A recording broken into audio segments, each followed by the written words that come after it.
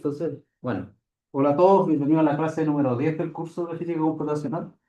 Y hoy vamos a empezar, vamos a repasar lo que son las funciones. En la clase anterior vimos cómo se definen funciones o estos bloques de código que pueden ser reutilizables para nuestro beneficio, en nuestro código, de tal manera que nuestros códigos pueden ser un poco más pequeños y más eficientes y fáciles de mantener. Entonces, en ese sentido, vamos a repasar cómo era la sintaxis de funciones, escribir algunas funciones de forma muy básica para no olvidar esa forma de utilizar en Python. Pero aparte vamos a hacer un poco más de tensión sobre lo que son las entradas y salidas de las funciones, o sea, cuáles son los parámetros que le damos a una función para que calcule algo y cómo podemos también procesar lo que son las salidas o los resultados que dan las funciones, porque no necesariamente una función nos puede dar un resultado o un número, nos puede entregar una colección de números y cómo podemos trabajar con ellos. ¿Ya? Entonces, en este caso, lo que vamos a ver hoy, vamos a hacer el repaso de funciones de la clase anterior, simplemente para ponernos al día. Vamos a trabajar un poquito con más detención sobre lo que son las entradas y salidas de las funciones. Y después vamos a ver un, una cosa que es muy particular de Python, que nos puede ayudar en ciertos aspectos a hacer el código más pequeño. Pero eso no quiere decir que un código pequeño signifique que sea un código fácil de entender. Pero en este caso van a ser lo que se llaman las funciones lambda, que son funciones de una línea. Cómo poder definir una función en una línea de tal manera que la podemos utilizar sin tener que hacer una definición propiamente tal con el comando def, que es lo que vimos en la clase anterior. Entonces ahí vamos a ver cómo podemos utilizarlas, en qué contexto vale la pena utilizarla y en qué otros simplemente nos quedamos con el método tradicional que vimos la última clase. Ya, entonces, repaso de funciones. Si se acuerdan, o más o menos lo que quedamos viendo la vez pasada, es que las funciones van a ser bloques de códigos que son reutilizables. La gracia de las funciones en sí es que nosotros vamos a poder encapsular un algoritmo, por ejemplo, calcular los números primos, o sea, verificar si un número es primo o no, podría ser una función. Y la gracia de esas funciones es que si utilizamos la función que verifica que un número es primo o no, solamente la definimos una vez en nuestro código, pero la podemos utilizar en la parte principal de nuestro código, de nuestro programa, la podemos llamar muchas veces. Entonces, si después queremos hacer una mejora al algoritmo de búsqueda de número primo, simplemente cambiamos ese pedacito del código y no tenemos que andar cambiando muchas partes de nuestro código, lo que lo hace más ineficiente hacer cambiar todo el código por un ajuste. Y también reducimos las posibilidades de que cometamos errores al procesar este tipo de trabajo, o sea, de correcciones en nuestro código.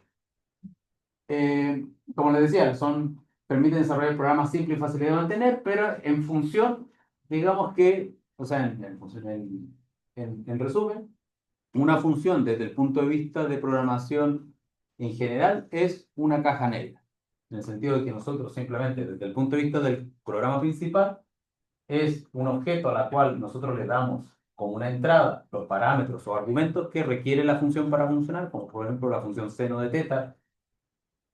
Matemáticamente hablando, seno de teta es en abstracto, pero cuando yo le digo que teta vale un pi cuartos, la función, esto nos va a entregar un número real.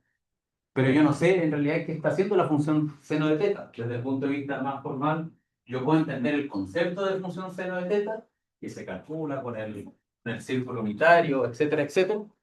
Pero a la hora de calcular eh, el seno de, no sé, 0,2515 radianes, yo no sé, o no, claramente uno podría adentrarse cómo se puede calcular, pero yo no sé, por ejemplo, cómo lo hacían las calculadoras científicas para calcular el seno de un átomo.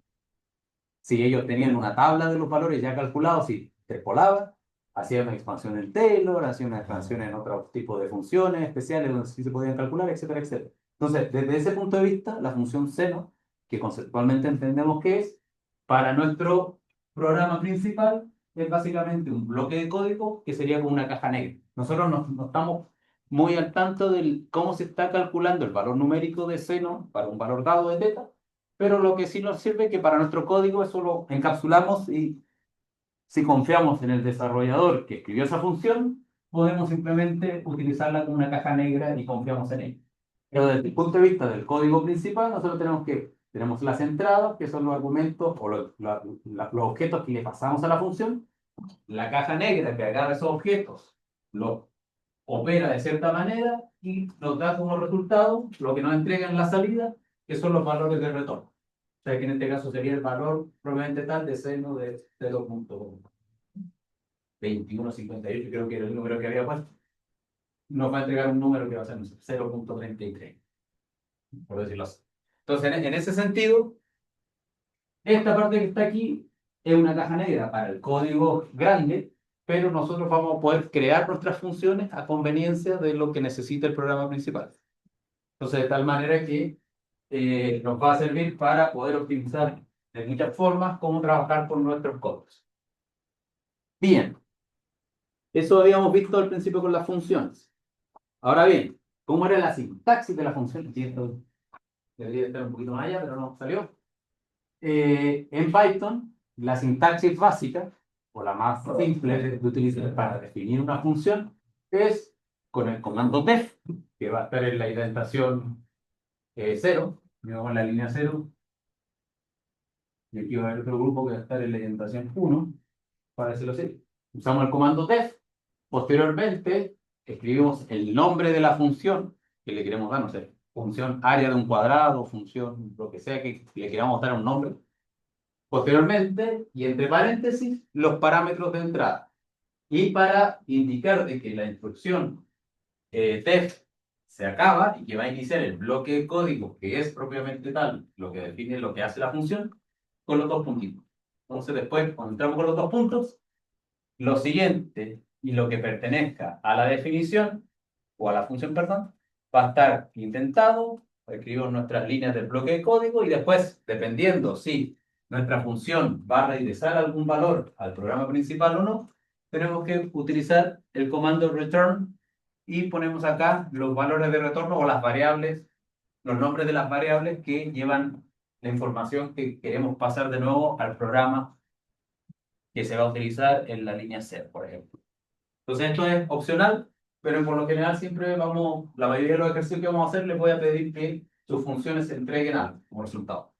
No vale que aquí imprima algo, porque nosotros queremos que estos valores que están acá los vamos a utilizar posteriormente para otro cálculo en general. Pero como pueden ver, la sintaxis con respecto a la imagen anterior es básicamente muy parecida. Tenemos los parámetros y argumentos de nuestra función, que en este caso serían los que van aquí en este paréntesis.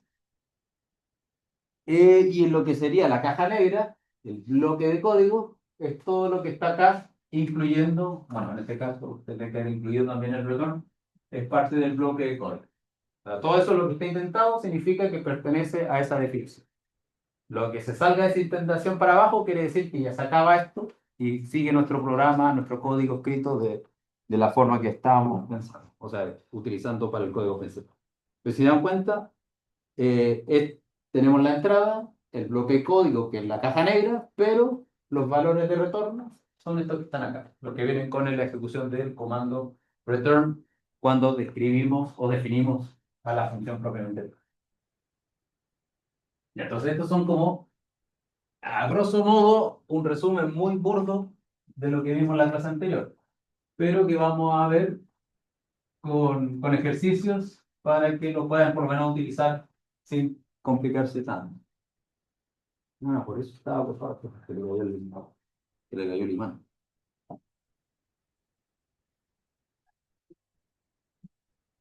Ya. ¿Qué más? Vamos a hacer un ejemplo básico, súper básico, tan básico que podría aparecer en un taller. Al resto ya le entregué las notas al taller, me falta el tuyo y lo tengo que corregir ese poquito, pero en principio las notas estuvieron bien, a algunos les fue un poquito mal, pero no es nada que con un poco de práctica no se pueda recuperar. Bueno, vamos a hacer este ejemplo, un ejemplo súper básico. Imagínense que queremos hacer una función, queremos definir una función que nosotros le damos como variable de entrada un número entero n, y lo que va a calcular la función en la sumatoria desde k igual 0 hasta n de k.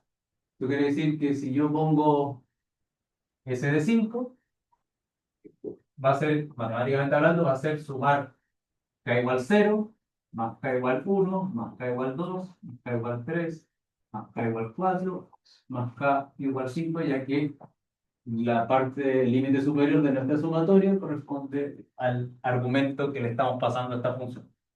En ese sentido sería sumar todo eso y nos daría un valor. Matemáticamente hablando es lo que está pasando o lo que queremos escribir. Entonces, si quisiéramos escribir esa función, nos tenemos que, antes de llegar y volcarnos a escribir la función probablemente tal, tenemos que hacer unas pequeñas preguntas para saber qué necesitamos. Primero, y lo que les comentaba a veces con otros semestres anteriores, que entienden lo que quieren formular, escribir como fórmula y después como programa, partiendo por eso, ya que es muy mala práctica ponerse a programar sin saber sobre qué o hacia qué queremos programar. Entonces, primero que nada, ¿entendemos lo que significa esa suma? Yo creo que sí, recién hicimos un ejemplo muy directo. Y después tenemos que entender qué son nuestras variables de entrada, o nuestros parámetros de entrada, perdón, y cuáles van a ser nuestros valores de retorno. En principio, si yo veo acá, de la formulación matemática de lo que queremos hacer, solamente tenemos una entrada, que sería el valor n, ya que al definir el valor n, al darle un número, n igual 5, podemos calcular la sumatoria. Sin ese valor no podemos calcular la sumatoria. Y después la salida, que es básicamente la suma completa, o sería el resultado de S evaluado en n. Y después sería la salida.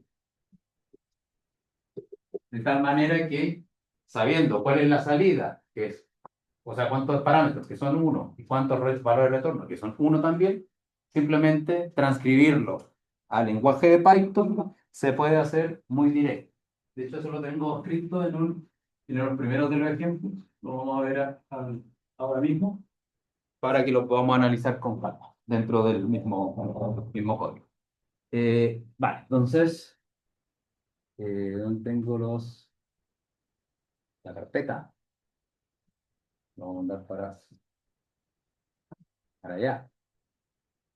Vamos a abrir nuestro...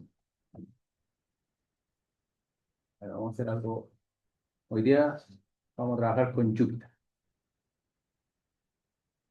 Jupyter, no. En vez de usar Codium, vamos a usar Jupyter, ya que para tener una... Acá lo vamos a cerrar.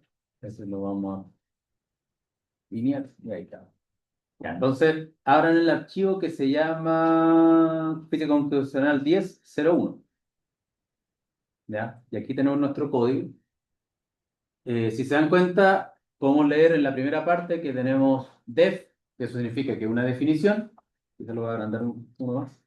Def, que tenemos nuestra definición. Esto que está acá, que se llama suma guión abajo enteros, es el nombre de la función.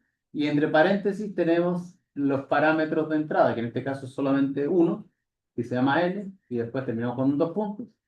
Aquí yo puse, si se acuerdan de la última clase, lo que es el docstring, que significa básicamente una descripción con la cual nosotros podríamos absorber esta información, o sea, llamar la información a través del comando help. Y aquí tenemos lo que sería la sumatoria. Primero tenemos que partir con nuestro valor de salida, que es el S, ya que aquí vemos que hay un return S, inicializado a 0, porque como es una sumatoria, tenemos que irle actualizando el valor con el incremento a la sumatoria.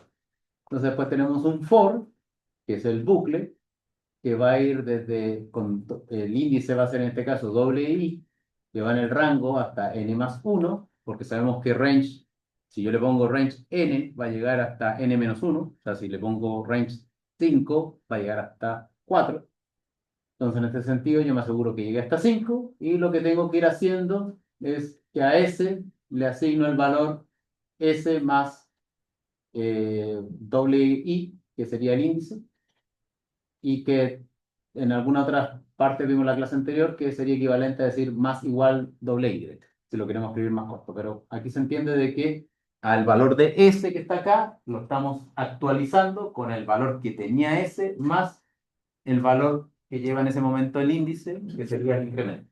Y una vez que hace todo el loop, todo el bucle for, entrega el valor de S. Entonces, en ese sentido, si yo ejecuto print suma enteros 36, yo podría obtener el valor de sumar desde 0 hasta 36 de forma ininterrumpida. Entonces, vamos a abrir tengo que achicarlo para... Acá.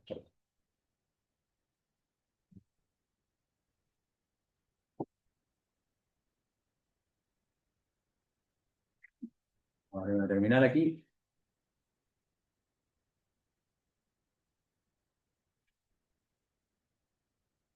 Y no, abrir la terminal. Toma.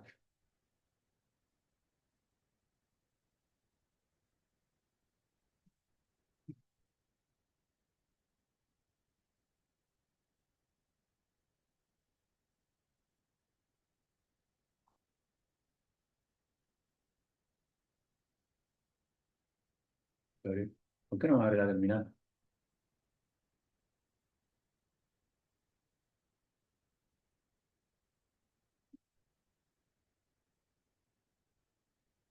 Bueno, a veces motivo no me abre la terminal, así que vamos a tener que abrir la terminal desde desde aquí mismo, ¿no? O en terminal, ahí está. Entonces tenemos nuestro código, vamos a copiarla ahí, entonces tendría que ser Python 3, física computacional 10, guión abajo 01, que es el archivo, y ejecutar, igual. Y ejecutarlo sin problema. Entonces hacemos eso, para andar aquí la terminal para que se vea, nos va a dar que la suma, ahí está diciendo, es 666, que es la suma de estos números, del 0 al 36, del 0 al 36.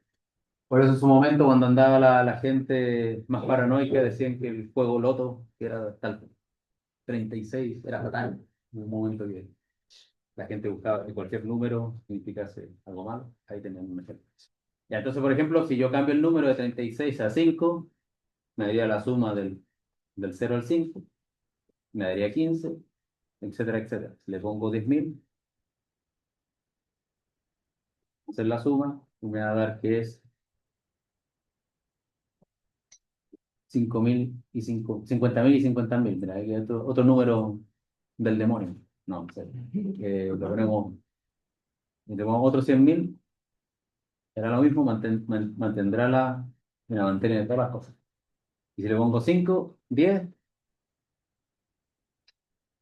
55. O sea, siempre los 5 se van separando por un cero. Algo curioso, 50, 50. Ahora ya saben, si tienen que sumar de 0 al 1000, ya saben que es 500, 500.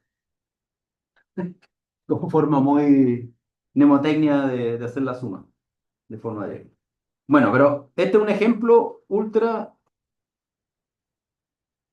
sencillo. Acá está. Lo único que hemos hecho para nuestra definición es definir nombre de la función, parámetros de entrada, el bloque de código, agarrar el plumón rojo, bloque de código que está todo indentado para indicar que es parte del bloque de la definición, y en este caso, como hay una variable de salida, un valor de retorno, tenemos el comando return para indicar que explícitamente esta función entrega algo al programa principal, donde el programa principal, perdón, es lo que está en la iteración, en la línea cero, en la columna cero, perdón, que sería en este caso print suma enteros 1000. Originalmente había puesto aquí 36 para que quede igual. Entonces, en esa forma, yo puedo... ¿Por qué no me vaya? Ahí me sale 666, o si queremos puedo poner aquí, para que quede más explícito, el resultado es Y ahí se ve más clarito que dice el resultado es 666. ¿Ya? Entonces, en ese sentido, la sintaxis de una función es relativamente sencilla. No hay mucha complicación, salvo que nos salgamos de los casos típicos y tendremos que pensar un poquito más. Bien, y para eso eh, tenemos que lidiar, o sea, para eso, el motivo de eso es para que nos adentremos un poquito más con lo que tienen que ver las variables de entrada y salida. No sé por qué aquí me quedo corrido en una línea, pero eh, ahí voy a tener que ver qué significa, pero formalmente este parámetro tiene que estar acá. Imagínense lo que está. ¿Ya? Entonces, entrada y salida de las funciones. Las funciones hasta ahora, el ejemplo que vimos, recibía una entrada y daba resultado una salida. Es lo más parecido a hacer seno de teta. Yo le doy un valor de teta, un valor del ángulo en radianes, y me entrega un valor equivalente a la función estar evaluada en el valor que le damos para t. ¿Ya?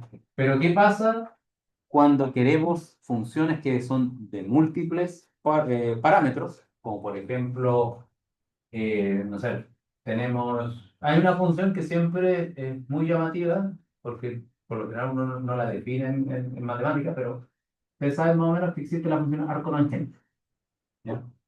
Que actualmente entregamos x partido por y, que sería no x y, sino un valor numérico. Y eso nosotros lo podríamos interpretar como si esto es y y esto es x, sería el valor del ángulo al que está apuntando x e y. ¿Ya? Voy a quitar estos valores que están ahí. Estos x que están ahí, ¿ya? O sea, si yo sé el valor de x y, con la función arco tangente, yo puedo saber cuánto es el ángulo θ. El único problema es que esta función, definida como arco tangente sobre esa razón, tiene el problema de que si yo le doy menos y menos x como argumento, me va a entregar el mismo ángulo θ, a pesar de que el ángulo θ debería ser este que está acá. Entonces tiene un problema de que se enreda con los cuadrantes. Entonces, si uno quisiera extraer eso de los cuadrantes, existe una función que se llama arco tangente 2 en matemáticas y también en Python. Arctan, bueno, más que Arctan, se llama Atan, para hacerlo más cortito, para no escribirlo tanto, se llama Atan. Y uno entrega el valor de x y el valor de y por separado, de tal manera que entienda cuáles son los cuadrantes y entrega un valor de ángulo mucho más preciso que en vez de llamar al arco tangente con x partido por y.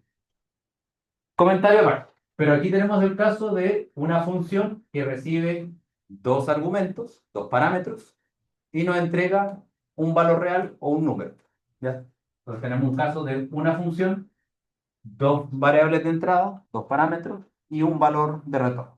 Pero ¿qué pasa si queremos hacer algo más complicado? Entonces, si queremos hacer múltiples entradas y múltiples salidas, la forma que gestiona Python ese tipo de peticiones al código es básicamente separando por coma lo que queremos. Entonces, si yo quiero hacer una definición de una función multiparámetros, tendría que poner el nombre de la función, abro paréntesis, parámetro 1, coma, parámetro 2, coma, parámetro 3, etcétera, etcétera, etcétera. Cierro paréntesis, dos puntos. Importante que el nombre de los parámetros van a ser posicionales. Eso quiere decir que si yo defino este parámetro, si yo llamo la función, nombre función,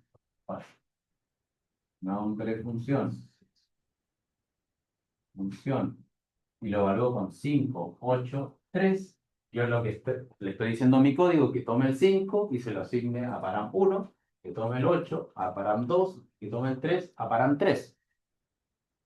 Ya eso sí le estoy dando los valores numéricos. Ahora, alguien malévolo podría haber definido P1 igual 8, P2 igual 3, P3 igual 5 y llamar a nombre función, y evalúo P1, P2, P3, y si estos nombres fueran exactamente igual a eso, no significa que yo los pueda intercambiar. O sea, lo que yo doy primero es lo que le voy a pasar a param1. Independiente de que le pase P1 o le pase P3 y aquí le pase P1, por ejemplo. El valor de P1, de param1, va a ser lo que esté contenido en P3. O sea, este es para alguien muy malévolo que quisiera confundir al que está leyendo el código, le podría poner los mismos nombres, pero cambiar los números y dárselos en distintas posiciones, pero como para evitar esos problemas, Python toma como regla que es posicional. Eso quiere decir que el primer parámetro siempre va a ser param1, independiente de que se llame param1 o param2 o param3 en nuestro código principal. Simplemente por alguien que quiere ser malo, Python se va a arreglar y decir, el primer argumento es lo que llega primero, independiente de cómo se llame, el segundo argumento es lo que, etcétera, etcétera, etcétera. Ya. Independiente de eso, tenemos que si le quiero dar altos parámetros, pongo param1, param2, param3, cada uno con su nombre, para el número de parámetros que necesitemos. Nuestro bloque de código, que es lo que la función va a utilizar esos parámetros. Y si queremos regresar múltiples salidas, las separamos por comas. Eso quiere decir que si yo tengo una variable de salida, o sea, una variable en nuestro valor de retorno que se llama out1, lo pongo primero, después quiero sacar el out2, out3, out4, out5, out6, lo que sea, siempre separados por comas. De tal manera que nuestra función entiende que su retorno va a estar ordenadito según out1, out2, out3. O sea, básicamente es muy textual lo que está indicando nuestra definición de parámetro. Bien, entonces vamos a hacer un ejemplo, porque en este caso, más que ponerlo a hacer un ejercicio, es mejor hacer un ejemplo. Vamos a hacer un caso muy básico. Imagínense que vamos a hacer una función que recibe tres entradas y entrega tres salidas, o tres variables, tres valores en una forma separada por coma. Entonces, en este caso, lo que vamos a utilizar como ejemplo va a ser la transformación de coordenadas esféricas a coordenadas cartesianas. Si de acuerdo a las coordenadas esféricas, yo tengo un punto sobre una esfera de radio R y ese punto, ya sea yo lo puedo escribir según sus coordenadas cartesianas, pero también yo puedo referenciar al mismo punto si utilizo el ángulo desde el eje Z, que le llamo θ o azimut, y el eje axial, phi, que nace desde el eje Z, el eje X, perdón. Pero las reglas matemáticas para la conversión de un set de coordenadas en otro son bien triviales. X va a ser R coseno de phi, seno de θ, ya que como θ inicia desde el eje Z, si yo quiero escribir X, no sé, ese punto, no sé dónde está metido ese punto, digamos que ese punto está ahí.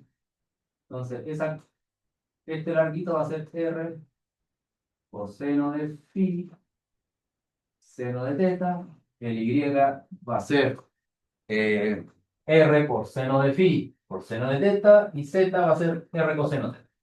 ¿Ya? Esas son las reglas de transformación. No es necesario deducirlas desde cero, pero sí entender que si yo quiero generar una función que me haga el trabajo de hacer la conversión desde un set de coordenadas a otro, vamos a necesitar una función que a primeros principios tome tres entradas y nos dé como resultado tres salidas. Bien, vamos a hacer el ejemplo. El ejemplo es súper trivial. Lo tengo ahí medio codificado. Simplemente lo vamos a analizar con calma. De hecho, lo vamos a analizar aquí mismo en la misma pizarra. Entonces, yo tengo aquí mi definición. Esféricas a cartesianas, el nombre de la función, y recibe tres parámetros de entrada. R, phi y θ. En ese orden. El docstring correspondiente, que dice convierte de coordenadas esféricas a cartesianas, los ángulos están en radianes, importante, porque alguien podría pensar que los ángulos están en grados. Entonces, aquí yo especifico como programador que lo que espero son radianes, no son grados. Y después lo que vendría siendo mi bloque de código. ¿Por qué se importa más dentro de la definición? Porque quizás no queremos usar más solamente dentro de... O sea, imagínate que las definiciones, o sea, yo podría poner el import más acá afuera, ¿ya? Pero si quiero hacer una función que es autocontenida, en el sentido de que alguien va a agarrar este código y se lo va a llevar a su propio código donde no ha importado más, al incluir el import más, le estoy diciendo por obligación que si no está cargado, lo cargue.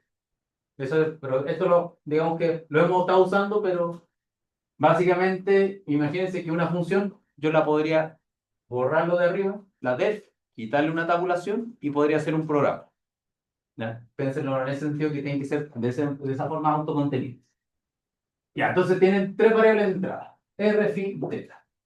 Import math, y lo que tenemos que hacer es simplemente transcribir las fórmulas una por una. O sea, aquí tenemos x out es r coseno de phi, o en este caso math.coseno de phi por math.coseno de θ, y out r por math seno de phi, asterisco por math coseno de θ, z out igual r por math seno de θ.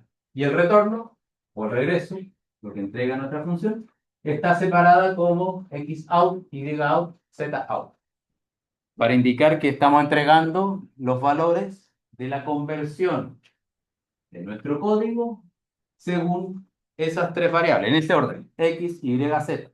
No es, no es z, no es z, x, y, no es z, x, y o lo que sea. Primero va el X, después va el Y y después va el Z. Pero la gran pregunta es, ok, definí, funciona, pero ¿cómo yo manejo el regreso de estas funciones? Lo que me entrega en nuestro código principal. ¿Existe alguna convención? ¿Cómo yo sé cuando llamo a la función que estoy recibiendo esos tres valores o estoy recibiendo solo el primero y los otros segundos quedan en otro lado? ¿O cómo lo gestiono? Para eso Python funciona bastante directo. Por ejemplo, si hacemos un análisis de nuestro código, aquí está nuestro código, y agregamos unas líneas extras para ejecutar nuestra función, aquí tenemos que voy a generar una variable que se llama resultado. Resultado va a ser igual esféricas a cartesianas, o sea que estoy llamando a la función y le estoy dando los argumentos 5, 0,32, 3.12, que 5 equivaldría al valor de r, por el cual yo quiero evaluar. 0,32 sería el phi que estoy evaluando y 3.12 sería el θ que estoy evaluando. Entonces, lo que me dé esta función lo va a guardar en una variable que se llama resultado, porque se la estoy asignando. Resultado igual valor de la función. Entonces les voy a preguntar qué tipo de variable es resultado. Porque yo sé que aquí tengo tres valores, tres floats, pero tres floats no existen en Python como una variable, salvo que esté encapsulada dentro de algún tipo de estructura de datos. Entonces, bueno, como ahí lo tengo puesto de arriba, lo que nos entrega va a ser una tupla, pero vamos a ejecutar nuestro código para ver qué pasa. Este es el 10.02. Ah, ¿dónde está la file? 10.02. Aquí está nuestro código. Va, este es el código sin nada, perdón. Este es el B, perdón. Aquí está. Ya, entonces, aquí tenemos el mismo código, simplemente lo voy a ejecutar. Y este se llama 10.2b, 02b, punto PY. Y si nos damos cuenta, pues lo vamos a tener que ordenar de alguna forma porque no queda muy práctico para la vista todo. Pero si se dan cuenta, el resultado del print, del type, dice que es tupla. O sea, lo que está regresando al ordenar varias variables, varias salidas, lo está entregando como una tupla, tipo class tupla.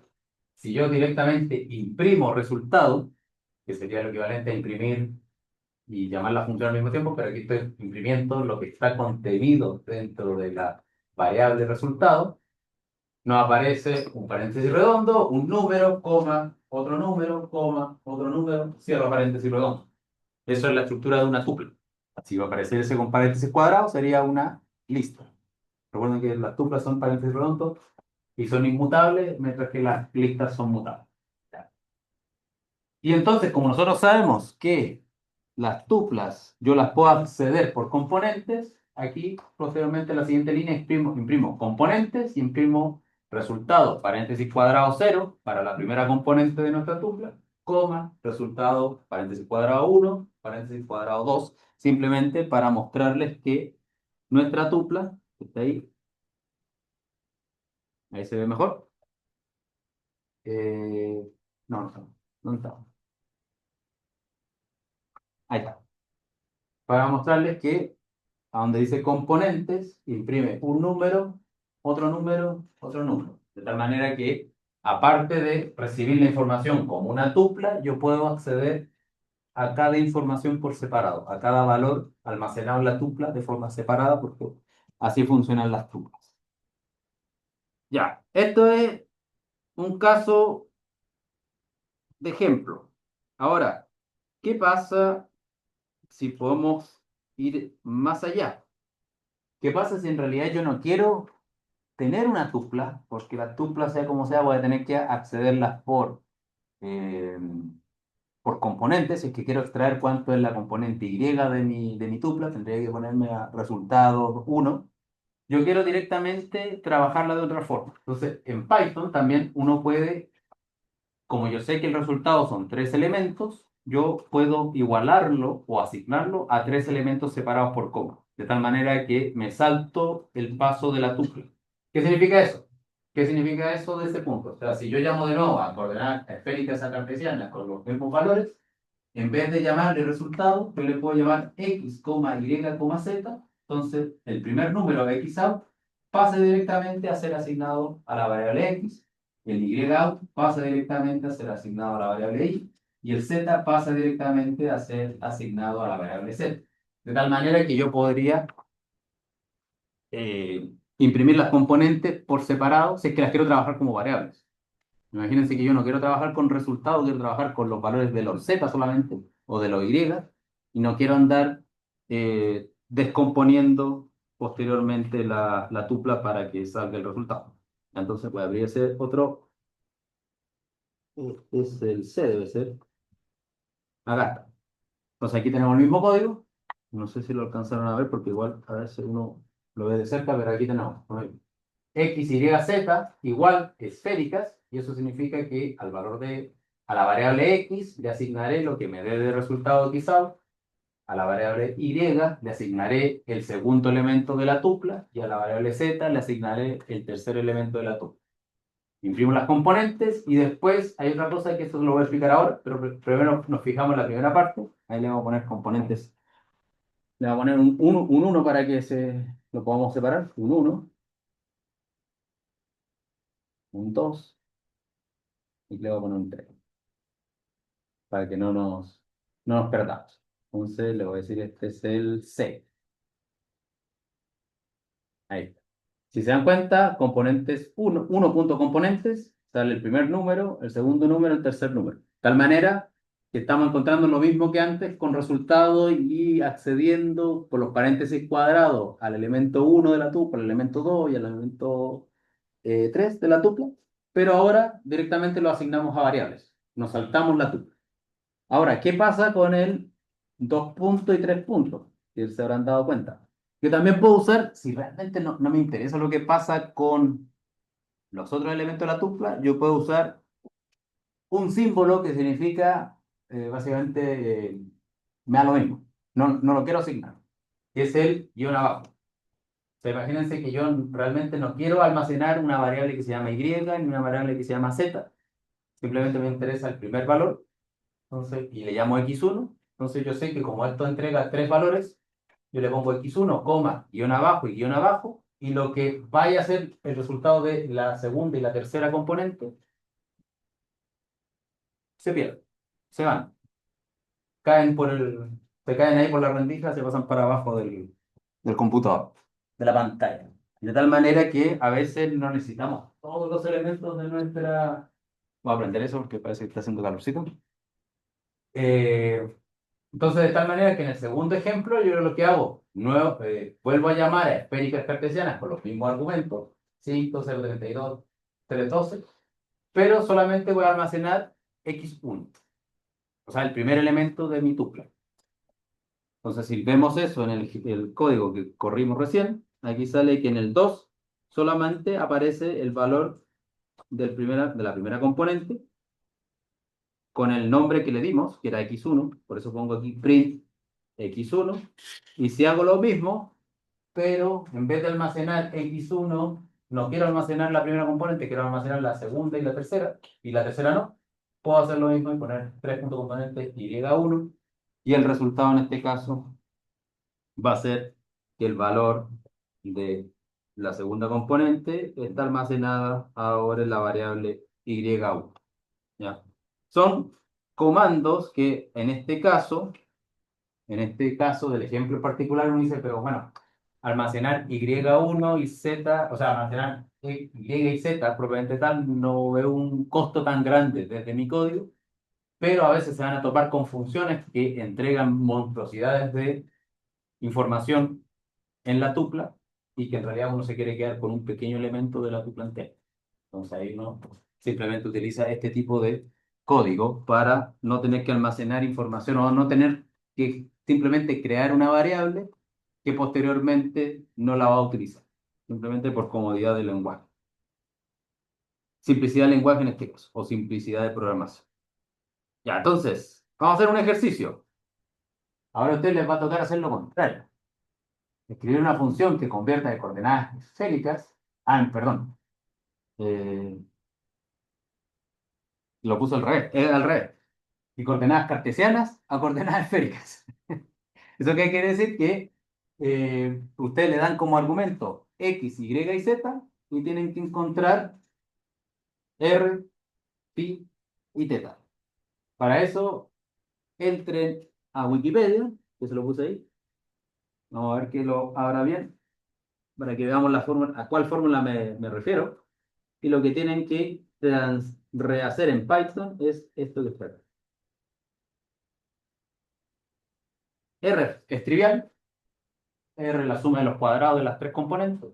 Teta es un poquito más complicado porque aparece un if, porque tenemos que tomar los distintos casos. Si z es mayor que cero, tenemos que tomar esa fórmula. Si z es menor que cero, tenemos que tomar esa otra fórmula. Y para phi, que ahí está tapado con lo de estándar, no estándar, es similar. Tiene también, pero son cuatro casos. Entonces simplemente traten de generar la función que, si yo le doy un x, y y z, me da como resultado r, teta y phi. Y yo les voy a pasar la lista y todo eso. Vamos a pausar por mientras la grabación.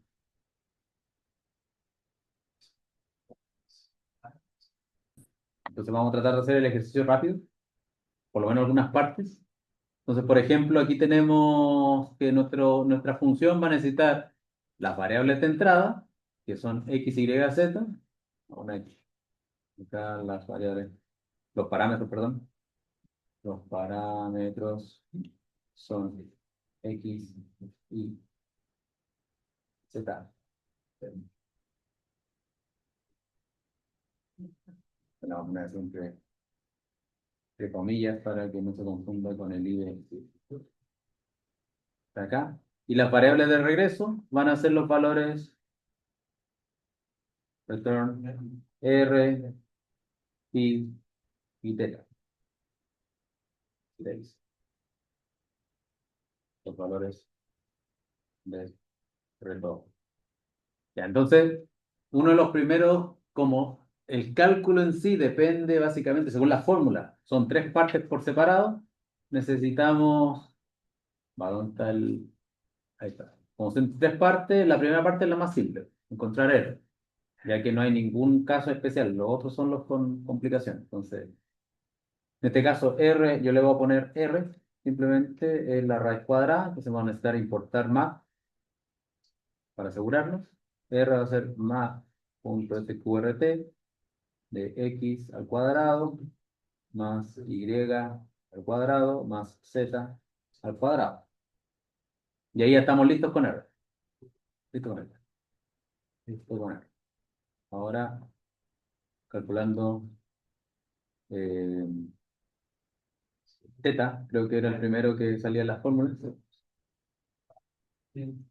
Claro, y teta, como lo podemos ver, es una función, es un valor que depende de tres condiciones. Si z es mayor que cero, z es menor que cero o z es igual a cero. Y eso al final lo tenemos que armar con un comando if. Comando if. Entonces tendría que ser if z mayor que cero.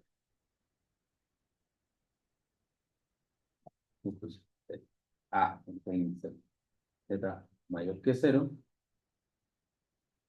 Entonces, en este caso, si z es mayor que cero, z es mayor que cero, el valor va a ser arcotangente de la raíz cuadrada de x más y, etcétera, etcétera.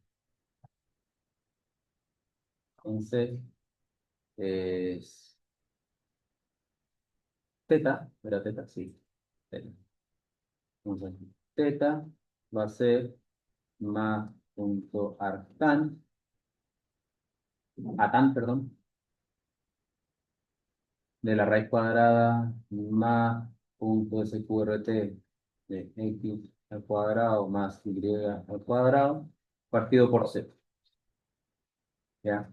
Después viene otro if, el if. Si z es igual a cero, y eso dice que teta vale más punto pi partido por 2 que sería pi medios, perdón. Y el otro que es negativo, en este caso, como solamente puede ser o mayor que cero, o igual a cero, o menor que cero, simplemente nos basta con un comando else, y necesitamos poner otro elif. Entonces aquí teta sería igual a pi medios más punto pi partido por 2 más el arco tangente que lo tenemos acá arriba.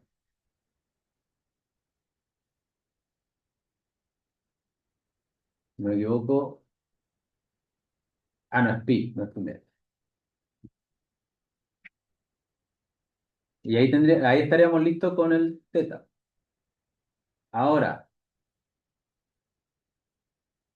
para el phi, vamos a poner un comentario, calculando phi, sería de la misma manera, un if, y ahí tenemos que ver cómo funcionan las condiciones que nos dan acá. Nos dicen, tenemos una condición primera que es si x es mayor que cero, x menor que cero o x igual a cero.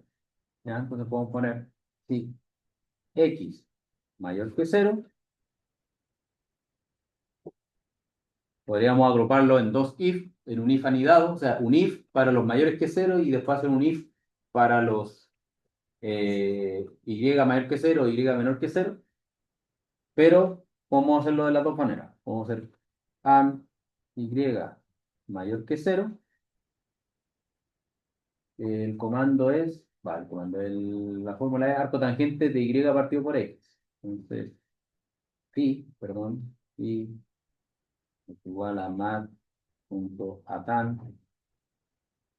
y partido por x. Después, el if x mayor que cero, and, and y menor que cero, en este caso phi vale,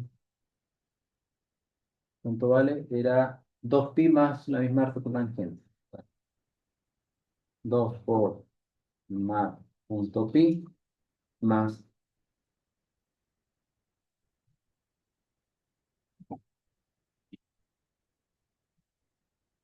el if. Y ahora tenemos que hacer los otros casos. Si x es igual a cero, phi es igual a pi medios por el signo de y más punto pi por más punto sin de y. El if. Y el cuarto era si era menor que cero. Si es menor que cero, es pi más el arco tangente de x menor que cero, perdón. Phi sería igual a pi más el arco tangente que está acá.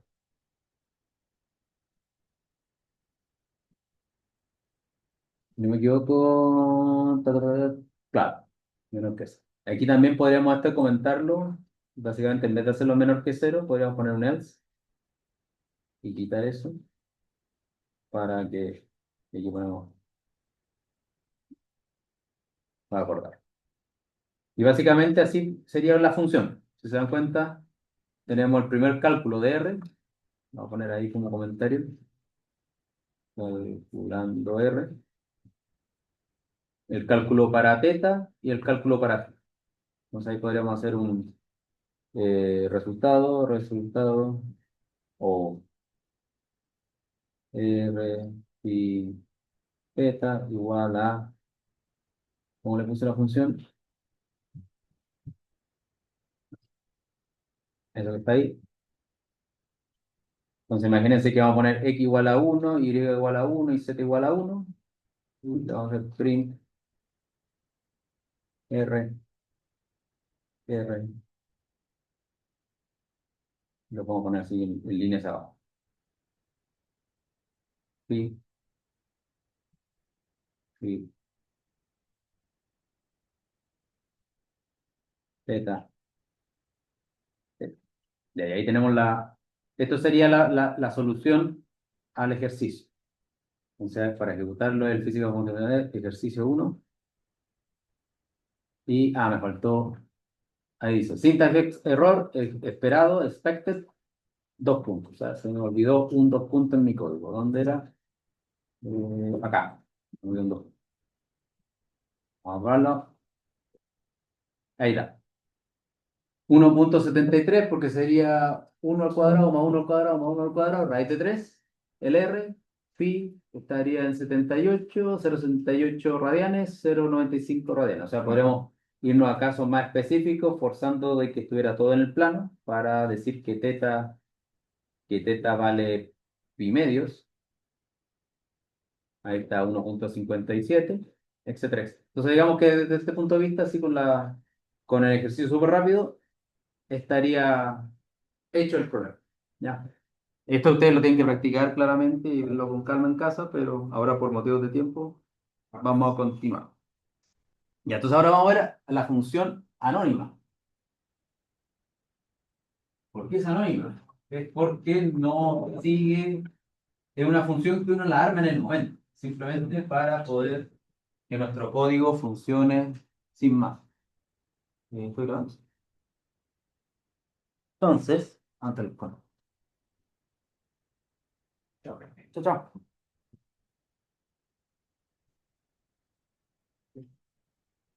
Ahí. Ahí sí. Ya, entonces la función anónima, o la función anónima lambda, y eso implica de que si ustedes están trabajando en un código que están viendo, por ejemplo, longitudes de onda, y se le ocurre a ustedes a la variable llamarla lambda, Python les va a alegar de que lambda es un nombre reservado, y es por eso.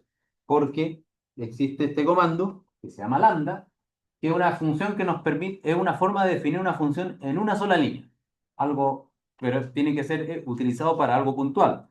Si es que no es algo, si es algo más complicado, es mucho mejor siempre pasarse a la definición de función con el def, no con el lambda. ¿Ya? La sintaxis es re simple. Lambda, los parámetros, 2 puntos, la expresión que tiene que calcular con los parámetros. Así es. Así de simple se ve en el papel. Ahora, en el cálculo, por ejemplo, voy a definir una función que se llama área cuadrado, cualquier en este caso que le puse área quad de área cuadrado, y va a ser igual a una función lambda de d, que el parámetro sería d, 2 puntos, d cuadrado. O sea, d que está acá es la entrada, 2 puntos, lo que le sigue es qué es lo que calcula con esa entrada. En este caso, calcula d cuadrado. O sea, esa función que está acá, a d cuadrado, formalmente, de la forma tradicional, sería def área quad, paréntesis, d, y después return de asterisco, asterisco cuadrado. O sea, en esa misma línea generamos una función sobre la marcha, porque en una línea dentro de nuestro código generamos la función área cuadrada, no tuvimos que escribir un def. Ventajas, sí, es una línea, podemos hacer algo rápido, no necesitamos estar siempre creando un def si vamos a calcular algo muy trivial. y que nos permite hacer cálculos rápidos.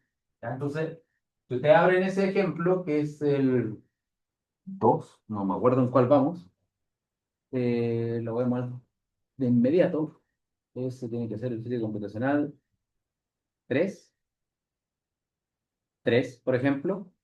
Aquí tengo área quad igual lambda de dos puntos de cuadrado y después en la línea siguiente pongo un print.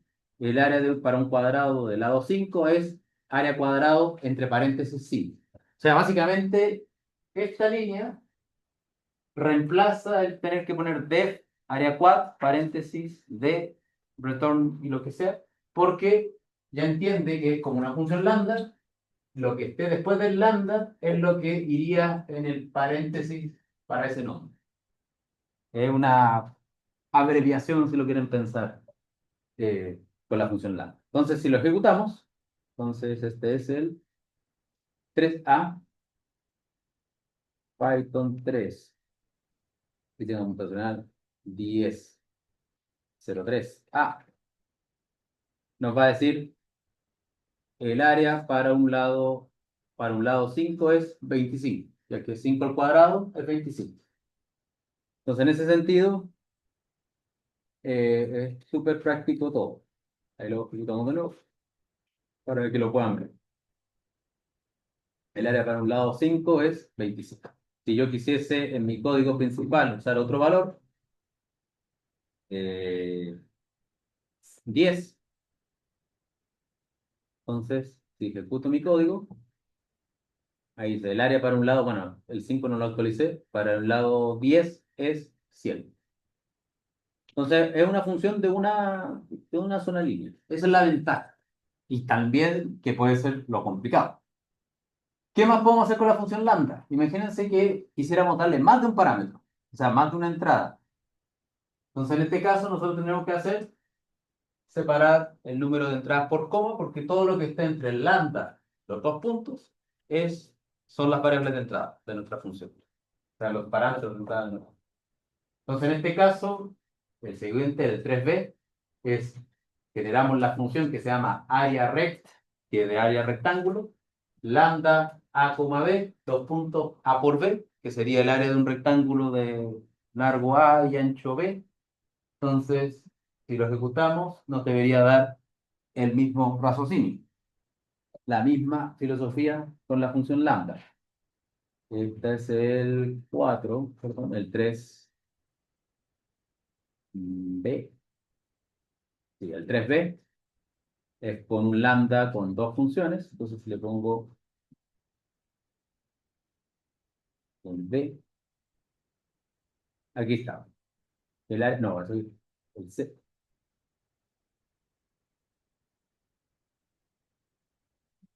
No, ¿qué hice? No sé. Python 3, 10, 3, B. Ahí está. El área para un rectángulo de 5 y 2 es 10. O sea, básicamente definimos una función que se llama área rectángulo, pero en vez de hacer def, que hubiera sido nuestro el código equivalente, tendría que haber sido def área rect a, b, todo punto, espacio, ya sea le podemos ir directo al retorno, podríamos haber puesto un out igual a por b y return out, que sería la función equivalente a la función lambda. Bueno, tres líneas que tuviéramos tenido que poner arriba en nuestro código para que esté ordenadito, pero aquí lo podemos definir en nuestro código para algo muy particular. Entonces, la función lambda se le llama anónima es porque se genera sobre la marcha, básicamente, sin necesidad de que aparezca como una definición al inicio de nuestro código. Ventajas, que puede ser rápido para codificar algo en específico, o si queremos aplicar una función muy simple. Desventajas, si es que no la usamos para todo, inclusive reemplazando los d. Ya, entonces, en conjunción con la función lambda, porque la función lambda en per se, alguien dice, bueno, no sé, quiero usar la función seno de 2x. Voy a generar una función lambda para la función seno de 2x, pero para eso podría directamente haber utilizado seno de 2 por x en vez de haber generado una función lambda. Para funciones muy complicadas que requieren muchas líneas de código, la función lambda no funciona, es solo para una línea. Entonces entra la pregunta, ¿es conveniente? ¿No es conveniente? ¿Nos sirve? ¿No nos sirve? Entonces, ¿dónde se vuelve fuerte la función lambda? Es en conjunción con una función que se llama map. La función map es básicamente el equivalente, hagamos una tabla de analogía. Nosotros, por el momento, hemos visto que para una función utilizamos la función def. El equivalente cortito, si le vamos a poner cortito, pues sí, formal, en Python. Para la función def, le acabo de mostrar que existe la función lambda. ¿Ya? En la función map, en cierta forma, sería el equivalente de un bucle for, pero de forma compacta, porque solamente un for que es una cosa muy puntual. Hace algo y nada más. Mientras que con el for nosotros podemos hacer un escaneo súper complejo y ponerle if dentro y cosas así. El map solamente agarra una lista y le aplica esa lista a cada elemento, le aplica una función. Y no hace nada más. No explora, no ve si hay condiciones. Entonces, en el sentido que la forma formal sería utilizar un bucle for, si es una cosa pequeña, que es una lista de elementos que queremos hacer algún tipo de trabajo muy simple, podemos usar map combinado con la, o map combinado con un def. Lo mismo, porque es una función, lo que recibe como argumento. Entonces, la sintaxis de la función map, perdón, es simple. Yo llamo a la función map y lo que le doy como argumento, el primer argumento es el nombre de la función, por ejemplo, área cuadrado, área quad, y después le entrego una cosa que es iterable. ¿Qué es iterable? Todos los objetos que yo puedo iterar sobre ellos. Por ejemplo, una lista, una tupla, un range o cualquier cosa que yo sé que yo lo podría recorrer con un índice. Eso significa que sea iterable. Y si el resultado de esto, entonces lo que va a hacer la función map es, si tengo la función f, que formalmente sería un f de x, donde x es un número real, yo tengo el iterable que es 1, 8, 53, 25. Lo que haría esto sería, la función map sería agarrar f y evaluarlo en 1 y lo guarda como un elemento. F lo evalúo en 8 y lo guardo como otro elemento. O sea, básicamente sería como hacer F1, F8, F53, F25, etcétera, etcétera, etcétera, por todo lo que dure la lista. Y si queremos encontrar una lista con esos valores, simplemente le ponemos una lista entera. Listo. Si queremos generar una función de f, también es un map. Sí, es una función, da lo mismo. Digo, ¿por qué se hace práctico con la función lambda? Porque podrías codificar toda una transformación sobre una lista en una línea. En vez de escribir la definición, escribir el for, el caso más extenso sería hacer la definición, hacer un for para recorrer cada elemento de la lista y después hacer append de esos elementos a la nueva lista de resultados. Mientras que con esto tú lo podrías hacer en una línea. El problema es eso de que para condensar muchos procesos que podrían ser complicados en una línea, hay que estar bien seguro de lo que uno está haciendo. Pero es el... Entonces, ahora vamos a ver un ejemplo, porque al final la función map en abstracto uno más o menos entiende lo que puede hacer. Ya tengo una función que lo que hace es le aplica a la función todos los elementos de una lista y me entrega una lista como resultado. Ahora bien, ¿cómo lo aplicamos? Y este es un caso que eh, lo vamos a ver por dos partes. Oh, me faltó la primera parte, se me saltó una parte, pero bueno, ya. Me faltó la parte tradicional, pero bueno, vamos a ver en este caso. Entonces, por ejemplo, Celsius, este es un caso de transformar temperatura en Celsius a temperatura en Fahrenheit. La fórmula de temperatura en Celsius es básicamente, si yo tengo la temperatura en Celsius, temperatura en Celsius, lo divido, lo multiplico por 9 y lo divido por 5 y le sumo 32 y me daría la temperatura en Fahrenheit. Esa es la regla de transformación entre Celsius y Fahrenheit. Ya, entonces aquí ya tengo, por ejemplo, Celsius, tengo una lista de temperaturas en Celsius, 0, 10, 20, 30 grados Celsius, y después yo voy a hacer el mapa. El mapa recibe una función. Aquí yo le estoy dando como la función directa, la función lambda. Podría ser los pasos intermedios, pero vamos a... Porque me falta, no sé por qué pasó con la diapositiva anterior que era explícita. Pero imagínense que tenemos la función map, perdón, recibe una función, que en este caso es lambda ten c, el argumento de mi función, el parámetro de mi función, y lo que hago con ese argumento, que es a ten c, lo multiplico por 9, lo divido por 5, le sumo 32, y lo que está acá, Celsius, es la lista de números. Entonces, básicamente, le estamos dando, de forma de sintaxis formal, una función, coma, un objeto que es iterable, ¿verdad? Que es una lista de números. Después, como este es el mapa, si lo quiero transformar a lista, le puedo poner list a Fahrenheit map, podría poner todo esto junto.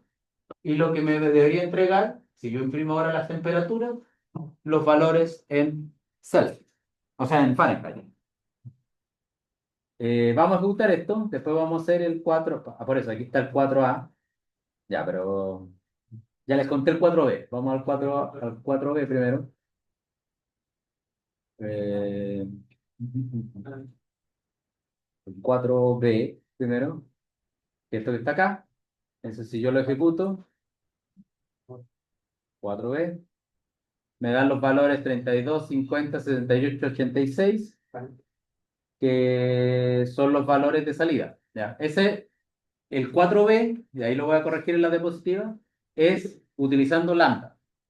Podría hacer este código aún más corto si es que este comando list lo pongo directamente acá arriba, ¿ya? Pero no lo voy a hacer por ahora porque veamos la versión larga. La versión larga, que sería el 4A, es yo hago el mismo cálculo, el mismo código, básicamente la misma transformación, pero en vez de haber utilizado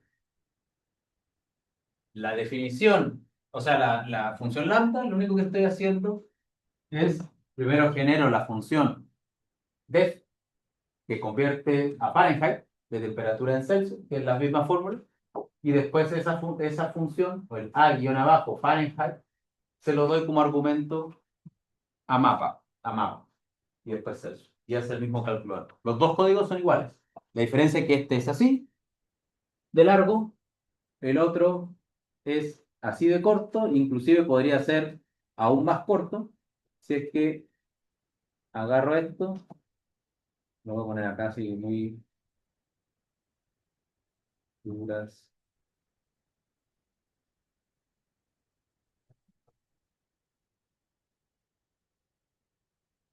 Si lo pongo así, sería aún más corto el código porque si se dan cuenta sería una línea con los números, otra línea para las temperaturas y el print. Mientras que en la versión larga sería la línea, las dos líneas para la definición, la línea para el primer mapa, la línea para transformar el mapa a listas y la línea por la impresión. Entonces, en ese sentido, pasamos de algo que sería así de corto a algo que sería así de largo. Y si lo corremos, va a dar el mismo resultado. Este era el B. Ahí está. Y el A, para que lo comparen, dan exactamente lo mismo porque formalmente Python está haciendo lo mismo en ambos casos. Ya, entonces, pum, lambda condicional. Creo que ya son las 4. Hoy nos quedan 3 minutos, ya. Y de nuevo, no es algo. Mira, hubo ahí una desconfiguración entre los tamaños de letra entre mi computador y el computador de acá, pero bueno. La función lambda no es solamente para codificar números, o sea, para que a un número le opere cosa y me dé otro número, sino que yo también puedo utilizar condicionales, pero condicionales simples. Un condicional solamente. Entonces, por ejemplo, si quiero hacer eso, yo puedo poner lambda, el parámetro de mi función, que hace si es verdadera la condición y después la condición. If, condición, else, el valor si es falso. Muy directo. Muy directo, pero que es menos intuitivo que hacer un if dentro de un def. Ahora, ¿cómo lo aplicamos? Y este es el caso, y ahí con esto ya terminamos la clase. Si yo tengo una lista de números, yo quiero hacer mi clasificación, que los quiero separar entre par e impar, y para esto no quiero hacer un for que me vaya iterando para ver si es par o impar. Entonces, aquí yo quiero hacer una clasificación muy directa y usar map para actuar una función que me hace la clasificación, y la función que hace la clasificación sería un lambda, pero con condiciones, condicional. Y aquí tengo lambda x, porque nuestra variable es la x, par, que es el caso si el valor es verdadero, if x módulo 2 igual 0, que es la condición que va a decir que es par, y si no, escribe impar. Y esto si yo lo ejecuto, es el 3C,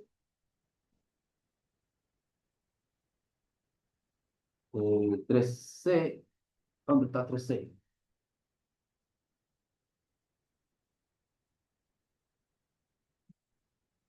Si yo lo ejecuto, este es el mismo código, perdón, el 3C,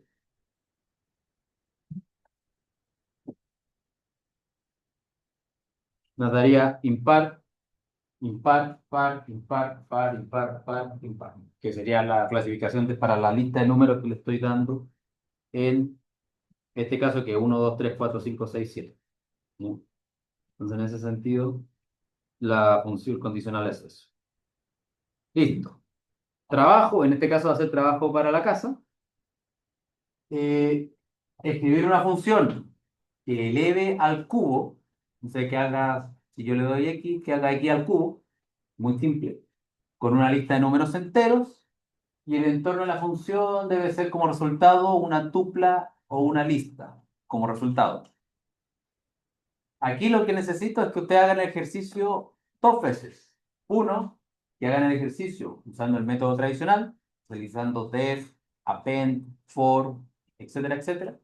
Y el ejercicio utilizando lambda y map. Simplemente para que comparen el mismo ejercicio. O sea, si yo les paso una lista, la misma lista que está acá, 1, 2, 3, 4, 5, 6, 7, esta cosa debería generar una lista que sería 1 al cubo, 2 al cubo, 3 al cubo, 4 al cubo, 5 al cubo, 6 al cubo, 7 al cubo. Una es haciéndolo, el primer ejercicio es realizándolo con def, for, append, lo que aprendimos con las listas o el uso de listas. Y el segundo es lambda con mapa para que se den cuenta que en este caso es mucho mejor usar lambda. Y bien, y no hay más. Vamos a parar la grabación para que se empiece a hacer esta cosa.